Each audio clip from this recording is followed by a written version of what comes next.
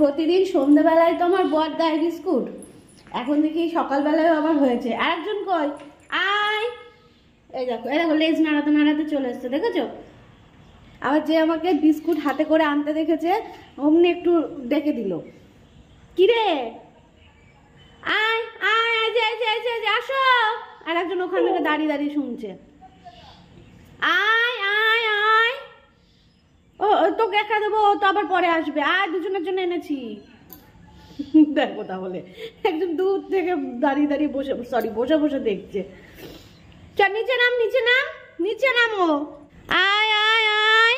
ওই যে আর একজন এসছে, এই যে আর একজন, এই দেখো, এই যে এই যে এই যে এই যে এদিক এদিক।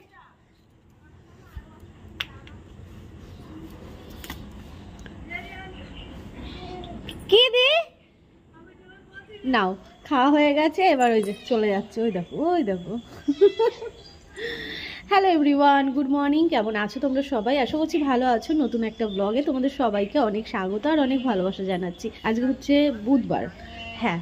তো প্রতিদিনের এখন সন্ধ্যেবেলার নিয়ম ছিল, এখন এবার সকালবেলা আমার থেকে প্রাপ্যটা নেবে, মানে রাত্রিবেলায় ও দেবে আর আমি এখন দেবো, এই হচ্ছে ব্যাপার। ওদের দেখে আবার গলুসোনা আসতে পারছিল না, গলুসোনা ছিল না। গলুসোনা বাবা কালকে রাত্রিবেলায় সে কত রাতে এসেছে জানো না, ছিল না। এই যে ফুলকপি নিয়েছি, কাল সেদিনের মতনই কাকার থেকে ফুলকপি নিয়েছি, ফুলকপি রান্না করবো আজকে, বুঝলে? বুধবার আজকে কোনো মাছ টাছ নিইনি, রোজ রোজ মাছ খেতে ভালোও লাগে না, আর ওই একই রুই মাছ আমার আর ভালো লাগে না রুই মাছ খেতে। আর সকালবেলায় সেদ্ধ ভাত বসাবো। আর একটা জিনিস তোমাদের দেখাল, যে পাশের বাড়ি হচ্ছে পুজো হয়েছিল বললাম না, একটা বৌদির বাড়িতে, তো সেই বৌদি আবার সকালবেলায় আমার জন্য প্রসাদ পাঠিয়ে দিয়েছে, দাঁড়াও তোমাদের দেখাই। এই দেখো এখানে প্রসাদ রয়েছে, এখানে মনে হয় সন্দেশ, এই যে এখানে রয়েছে মাখা সন্দেশ, যেটা আমি খেতে ভীষণ ভালোবাসি। আর এই যে এখানে রয়েছে প্রসাদ, ঠিক আছে, একদম ভোগের প্রসাদ এইগুলো। কাজ থেকে এসে এখন যাচ্ছে জল আনতে।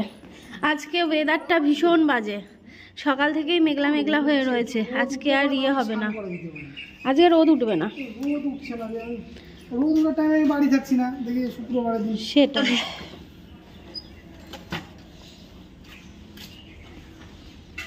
আবার গাছের যত্ন, এই ফুল বেরিয়েছে দেখেছো ইয়ে গাছে। আজ মনে হয় রোদ উঠবে না গো, রোদ ছুটি নিয়েছে আজকে, সাবধান। আমার সবজি বাজার করতে ভালো লাগে জানো, হ্যাঁ। আর ওই দুটো নিয়ে নাও, তোমার 10 টাকা, আমার এক বেলার তরকারি হয়ে যাবে। আর গাজর দেবো না ক্যাপসি দেবো?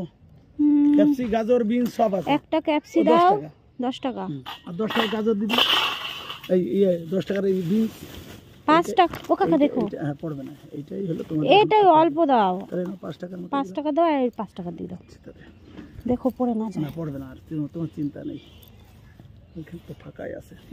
ওটা আমাদের দিয়ে দাও, চাপক দিয়ে দাও। আর 5 টাকার গাজর দিয়ে দাও। তাহলে কত হলো বলছি? জামাটা তো ফিটিংস হয়েছে এবার। এটা ফিটিং করা হয়েছিল তো? না না, হ্যাঁ তোমার মাধ্যমে করা হয়েছিল, দাও। তাই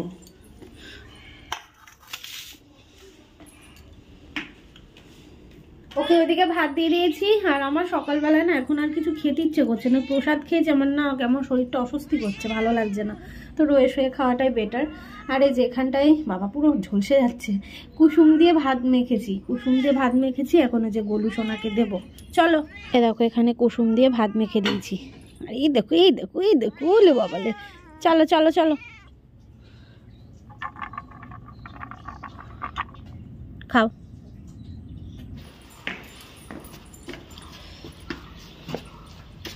আজকে আমার যেন গরম গরম পড়ে গেছে, বলো? সকালে তেল ভরেছো?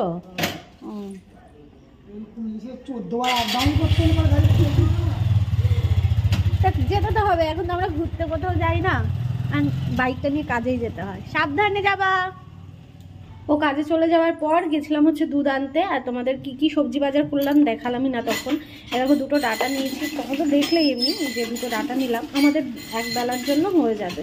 আর এত বড় বড় সাইজের দুটো বেগুন নিয়েছি, আর এখানে রয়েছে ক্যাপসিকাম, লঙ্কার বোটাগুলো এখন ছাড়িয়ে রাখবো, আর নিয়েছি হচ্ছে গাজর আর বিনস। এই তো, আর ওদিকে হচ্ছে দুধ জাল দিতে বসিয়েছি। আর দুধ আনতে গিয়ে এই দেখো, এই যে এই লাউ ডগাগুলো দিল, মানে দুধ আনতে গেলে না আমার খালি চোখ পড়ে ওই লাউ ডগার দিকে। তো ওই দিদিটাকে বললাম যে দিদি লাউ ডগা যখন কাটবা তখন আমাকে দুটো ডাল দিও। তো আজকেই দিয়ে দিল দুটো ডাল। দুটো কি কতগুলো ডাল দিয়েছে, একটা দুটো তিনটে চারটে পাঁচটা ছটা সাতটা সাত আটটা মতন ডাল দিয়েছে। এই দেখো কতগুলো বলো তো, এতগুলো দিয়েছে। আবার তারপর দুখানা গাছের বেগুন দিয়েছে। এই দেখো আবার আসছিলাম, ওই কুল দিল, এই যে কুলের প্যাকেটটা এখানটায় রাখলাম।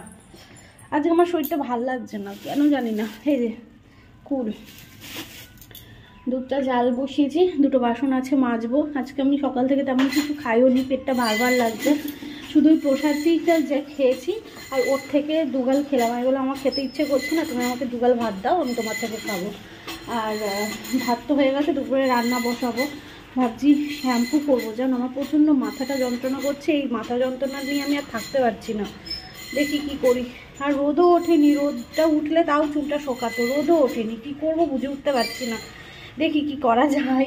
আর নাহলে ভালো করে মাথায় ভাবছি একটু তেল বসাবো, তেল বসিয়ে ভালো করে স্নান করবো। মানে এখানটা একটু গরম গরম লাগছে। তো একটু তোমরা কমেন্ট করেছিলে যে রিয়াঙ্কা মাথা যদি যন্ত্রণা করে বা মাথা গরম গরম লাগে একটু তেল বসাবে। তো আমি ভাবছি একটু তেলই বসাবো, বুঝলে, এটাই করব। দেখি দুধটা জাল হলো কিনা।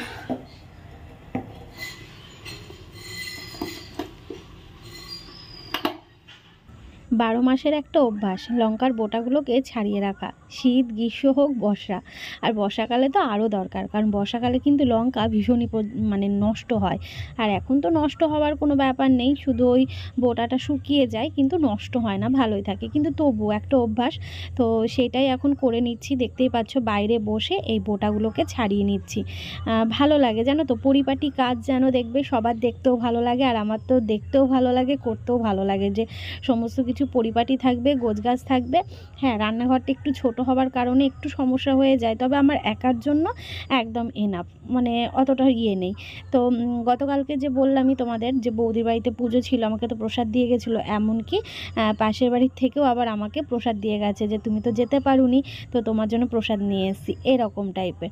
তো এরকম প্রেগনেন্ট অবস্থায় কিন্তু সবাই চিন্তা করে, তাই না বলো। তারপর ওই যে লাউ ডগা খেতে চেয়েছি, যে আজকেই দিয়ে দিল আমাকে, তারপরে কুল দিয়ে গেল। আর এদিকে দেখো আমার স্টুডেন্টের মা এলো আমার ব্লাউজটা দিতে। অ্যাকচুয়ালি আমার এই ব্লাউজের ডিজাইন করে আমার স্টুডেন্টের মা বানাবে, সামনেই ওদের নাকি বিয়ে আছে, তো আমাকে আবার সাজানোর কথা বলেছে। তো এখন আমি অনেক দিন সাজানো কাজ থেকে দূরে রয়েছি, তোমরা জানো, শুধুমাত্র ওই টুকটাক আইব্রোর কাজগুলো করি।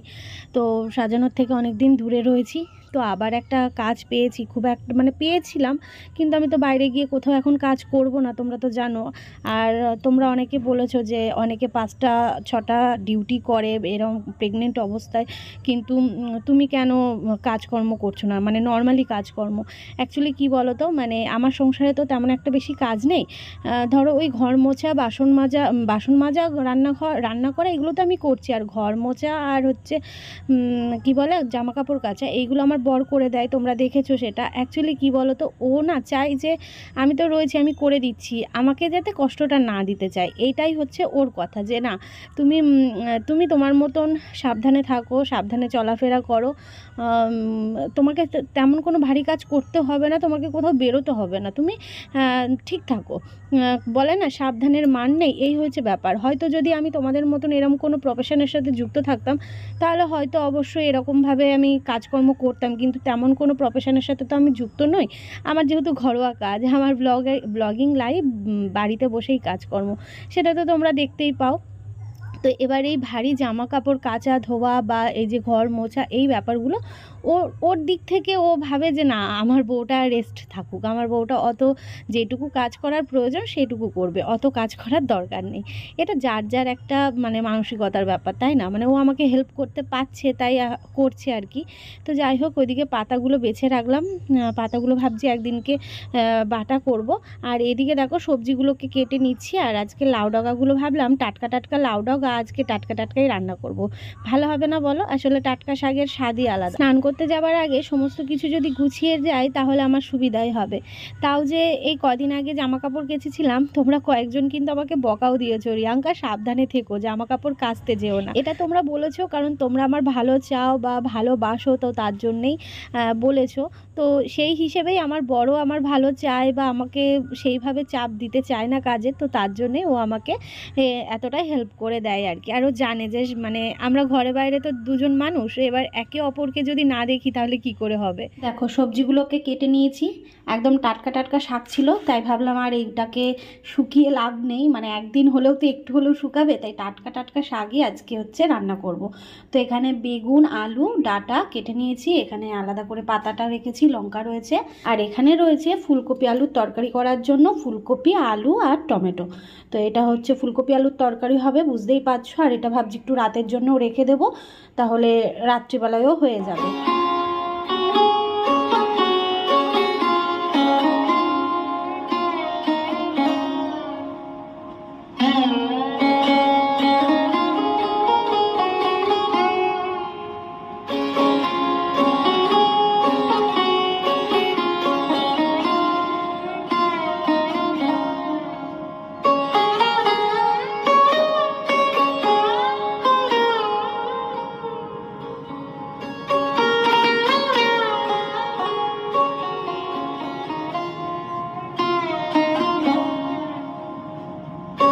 সবজি সমস্ত কিছু কেটে ধুয়ে নিয়েছি, ঘর বারান্দা ঝাড় দিয়ে দিলাম, এবার স্নানে যাবো, ওই জন্য গেটটা দিয়ে গেলাম। সমস্ত কিছু গোছানো আছে তো হয়ে যাবে। আর আজকে এত মাথাটাও যন্ত্রণা করছে, শ্যাম্পু করবো না কারণ আজকে অমাবস্যা সারাদিন রয়েছে, আমার মাথাতেই নেই যে আজকে সারাদিন অমাবস্যা। মাথা শ্যাম্পু করবো না, ওই মাথায় একটু তেল বসাই, তেল বসিয়ে স্নানটা সেরে নিই, তারপর রান্নার জোগাড়, মানে জোগাড় তো হয়ে গেছে, মানে রান্না করব। এদিকে ফুলকপি আলু তরকারিটা বসিয়ে দিয়েছি, এটা এবার ঝোলটা ফুটতে থাক। আর এদিকে দেখো ডাঁটার চচ্চড়িটা একদম রেডি, এটা হচ্ছে আমাদের দুপুরের জন্য তুলে রাখলাম। আর এ দেখো এখানে একটু বাটিতে করে তুলে নিয়েছি, এটা একটু আমি শুধু শুধু খাবো। আর মাথায় তেল জল দিয়ে স্নান করলাম তো ভীষণ ফ্রেশ লাগছে, ভীষণ আরাম লাগছে। কারা কারা পছন্দ করো বলো তো? এরকম ডাঁটার চচ্চড়ি হলে বাটি করে নিয়ে খেতে আমি তো ভীষণ ভালোবাসি। তারপর যদি হয় লাউ ডাঁটা, যেটা আমার ভীষণ পছন্দের একটা ডাঁটার শাক বলতে পারো, ভীষণ ভালো লাগে। চলো এটা হতে থাক, এখানে আর দাঁড়িয়ে থেকে লাভ নেই, চলো এবার একটু আয়েশ করে এই ডাঁটার চচ্চড়িটা খাই। তোর তো খাবার এটা না, তুই চলে আয়। আর রাখি কি গো, এই যে তোমার আজ ওই কাকুকে পেয়ে গিয়েছি। হ্যাঁ এই যে থ্যাংক ইউ। কি কি আছে বলো তো এর মধ্যে? বাবা এটা গরম গরম তো, ঘুগনি আছে এর মধ্যে, চটপটি আছে, চটপটি আর হচ্ছে চালতার আচার। চালতার আচার। থ্যাংক ইউ, কতদিন ধরে ভাবছিলাম গো এটা খাবো এটা খাবো। আর ওকে কি তুমি ঘরে ঢুকতে দিচ্ছিল না নাকি? না না, ও তো ঘরে আসলো, এসে ঘুরে গেল। এটা তোর খাবার, তুই পালাচ্ছে। Thank you. কাজ থেকে এসে সোজা চলে গেল ছাদে। ছাদে গিয়ে একটু গাছগুলো পরিচর্যা না করলে হয় না। এখন তো খুব একটা সময় পায় না, সকালবেলা ওই আসে, খাওয়া দাওয়া করে, জল এনে দেয়, তারপর চলে যায় কাজে। আবার দুপুরবেলা আসে, স্নান পুজো সেরে খাওয়া দাওয়া করে আবার যায় কাজে। আর রাত্রিবেলা আস্তে আস্তে সেই 8:30 পৌনে 9টা। তো সময় আর হয়ে ওঠে না গাছের পরিচর্যা করবে, তাই সোজা চলে আসলো ছাদে গাছগুলো দেখতে, যে গাছগুলো ঠিকঠাক আছে কিনা। এই হচ্ছে আমার ছাদের সমস্ত গাছের মানে ফুলের অবস্থা। আমি তো তুলছি এখান থেকে, তুলে তুলে পুজো দিচ্ছি, তাই ওই গাছটাতে ন্যাড়া হয়ে গেছে। যাই হোক, এই যে দেখো প্রত্যেকটা গাছে খুব সুন্দর ফুল এসছে, প্রত্যেকটা গাছে। এই যে আর সাইজগুলো দেখেছো, জাম্বো সাইজ। এই যে ডালিয়ার কড়ি এসছে। আর একটা সবচেয়ে লেটেস্ট জিনিস আছে যেটা দেখাবো, ঠিক আছে? চলো দেখাচ্ছি। আর আমার জবা গাছে যা ফুল দিচ্ছে, আশা করি এইরকম ফুল মানে কেউ দিতে পেরেছে কিনা জানি না। যতগুলো জবা গাছ আছে আমার, যতগুলো, প্রত্যেকটা জবা গাছে ফুলের পর ফুল আসতেই আছে আসতেই আছে। আর সব গাছেই তো মোটামুটি ফুল চলে এসছে, দেখতেই পাচ্ছ। কি এই তো যাব, এই যে তোমাদেরকে যেটা দেখাবো, এই যে দেখতে পাচ্ছ, এই যে দেখো ক্যাপসিকাম। আর এই ক্যাপসিকামটা এটা মনে হয় দেশি দিয়েছে, এটা লঙ্কার মতো সাইজ হয়েছে, এটা লঙ্কার মতো সাইজ হয়েছে। আর বেগুন গাছেও কড়ি চলে এসছে, এখন শুধু ফলের অপেক্ষায় যে কেমন ফলটা দেয়। ঠিক আছে। আর আপাতত আম গাছে তো এখন কোনো কথা হবে না, আর কিছুদিন পরে মুকুল বেরোবে। মুকুলের জন্য কুড়ি ছাড়ছে, মুকুলের জন্য কুড়ি ছাড়ছে। এই যে সব এগুলো কুড়ি, হনুমান এসে গাছটাকে ন্যাড়া করে দিয়েছিল। তো চলো আমি যাই, গিয়ে স্নান করে। কে ম্যাও? তো এদিকে দেখো ওকে খেতে দিয়ে দিয়েছি। আর এই যে ফুলকপি আলুর তরকারিটা, আর এই যে ডাঁটার চচ্চড়ি। ডাঁটার চচ্চড়িটা ঝাল হয়েছে জানো, অনেকটা ঝাল লাগছে না? লাগছে না? ওর মুখে কিছুতেই ঝাল লাগে না, আমার তো কত ঝাল লাগছিল। আমি রান্না করে একটু শুধু খেয়েছিলাম। মিষ্টি কি জানি। আজকে দুপুরবেলা খাওয়া দেখে এই ব্লগটা এন্ড করছি, কেমন? তো এদিকে ও নিচে খেতে বসেছে, ওকে যতবার বলি চেয়ার নিয়ে এখানে খেতে বসো, ও কিছুতেই না, ও বলে না আমি নিচেই ঠিক আছে। তো চলো বন্ধুরা, আজকে ব্লগটা এখানে এন্ড করছি। ভালো থেকো সবাই, সুস্থ থেকো, টাটা।